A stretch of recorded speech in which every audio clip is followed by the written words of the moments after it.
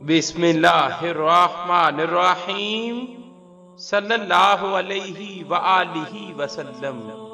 قربانی کے لیے کن کن باتوں کا خیال رکھنا چاہیے؟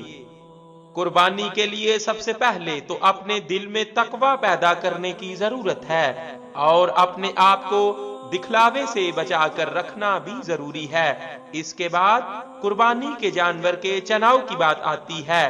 قربانی کے جانور کو دوندا ہونا چاہیے، اور بیر اور دمبا کا وہ بچہ جس کی عمر 1 برس ہو، اس کو اس صورت میں قربان کیا جا سکتا ہے جب انسان دوندا جانور خریدنے کی صلاحیت نہ رکھتا ہو۔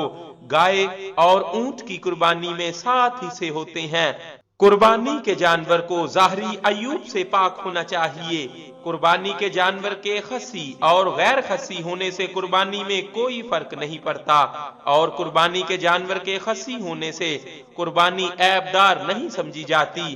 قربانی کا ایک جانور ایک کنبے کی طرف سے کافی ہے۔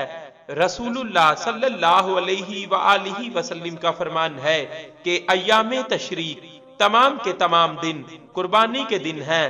اس کا مطلب یہ ہے کہ عید کے قربانی کے دن 2 نہیں بلکہ 3 دن ہیں، اور قربانی کو چوتھے دن عصر تک کیا جا سکتا ہے۔ میت کی طرف سے قربانی کرنے میں علماء کا اختلاف ہے، لیکن علماء کی بڑی جماعت بعض مرفوع اور موقوف آثار کی وجہ سے اس کو درست سمجھتی ہے۔